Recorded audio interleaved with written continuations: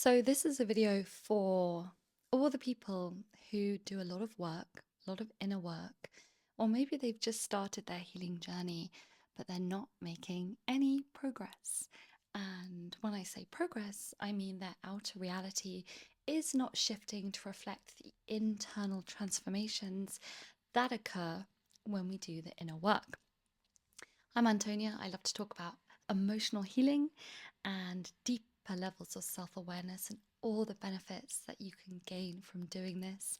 And I love to talk about soul contracts, which are, in my opinion, a really integral part of knowing and understanding yourself. And the more you know and understand yourself, the more self aware you are, the more you can smoothly navigate through life without those big, rough waves drowning your boat. I always like to say you become the captain of your ship, you're in command of your ship rather than out of control on the seas. So that's me, and I really want to dive into the three main reasons or the three main indicators why your emotional healing journey is not making any progress and why you are stuck. Now, the first thing is just to notice whether you joke about yourself or you joke about your wounds or you joke about your trauma.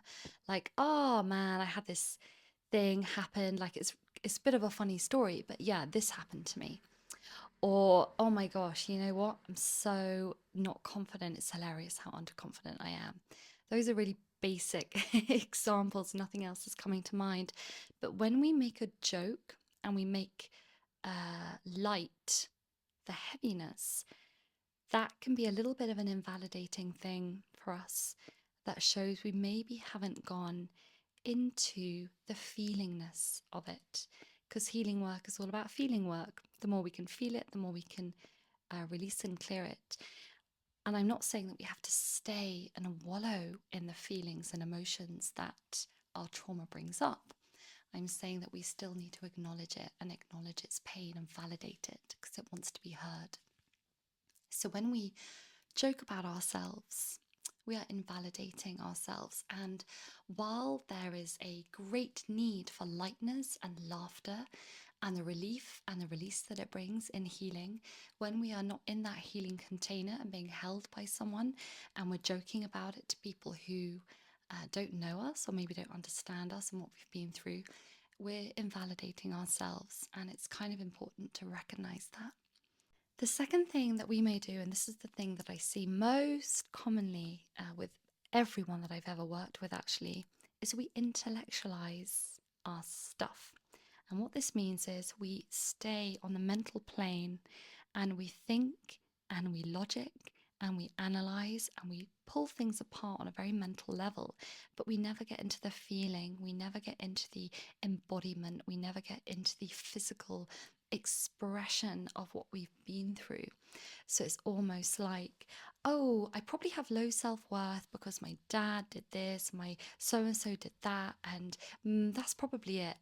But there's no feeling behind it. There's no acknowledging and feeling where in the body this hurt is living.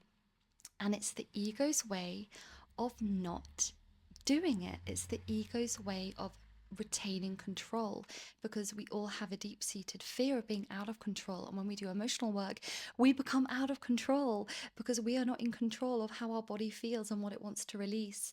But our emotions are held within every cell of our body and everything's connected. But when we stay on that mental level of analyzing and trying to make things very logical, we miss the point of healing. And it's really normal to do this. It's really, really common. I do it as well. And I would encourage everyone watching this to always lean back out of the forward thinking mind, literally lean your body back, lie down, shut your eyes, and scan your body and come into the feeling. A good example of this is last week I did a really intense training and a massive fear of dying came up in my divine healing charts. It's pretty intense. And I was like, fear of dying, fear of dying. Yeah, sure, I have a fear of dying. Everyone has a fear of dying.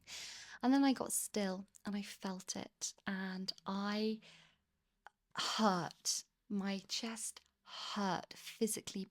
Pain came through and I cried hard on my own for like half an hour. It was such uncontrollable grief and pain that came through, but only because I found a pause and a moment to let myself feel. And I've always had a trouble feeling things in my body. So it's very important for me to do this and not to get stuck in that intellectualization of, sure, this for that, and that means that, and that equals that. So we've got to be careful of that. And the third thing is when we invalidate ourselves through comparison. And this can happen when, oh, that happened to me, but it's not as bad as that thing that happened to them. Or, oh, it was only small. It was only a small thing. It doesn't really count, doesn't matter. I wrote this quite recently in a blog post, but it is often the smallest wounds, the smallest things that happen that cut the deepest, like a long, sharp needle that goes into the very soft, gentle core of us to cause deep grief and pain. So, this is a remembering for you. Never invalidate what you've been through, whether it's something tiny like someone passing a throwaway comment that has stuck with you for years, or maybe your parents doing one thing this one time. And when it's brought up again, when other people do the same thing, it's because the hurt went deep and it went sharp. So your journey is completely unique. Your path will never look like anyone else's. Your trauma and whatever happened to you is going to be so unique to you because it's not just on this lifetime. It's on other planes of existence, other dimensions, other realities, other universes, past lives. You have the ancestral stuff, the genetic stuff, the imprints from parents. You are such a unique blueprint. Your stuff is going to be different. And just because you may think, oh, I haven't suffered that much in this lifetime, and I just wrote about this, I'll put the link below, doesn't mean you haven't suffered in past lifetimes and in other realities. And so, what this invites in is compassion and acknowledgement and deep validation, because we all need to be heard, seen, and understood. And so, we need to do that. We need to give that gift to ourselves before anyone else can give it to us. So there we have it, the 3 things just kind of to keep in mind when you may be feeling a little stuck in your healing journey. Where are you not taking yourself seriously? Where are you comparing and invalidating your experiences? And where are you stuck in the intellectual model of what has happened in your life and not in the feeling and the healing? And that's all I've got for you today. And until next time, I wish you a very beautiful rest of your day.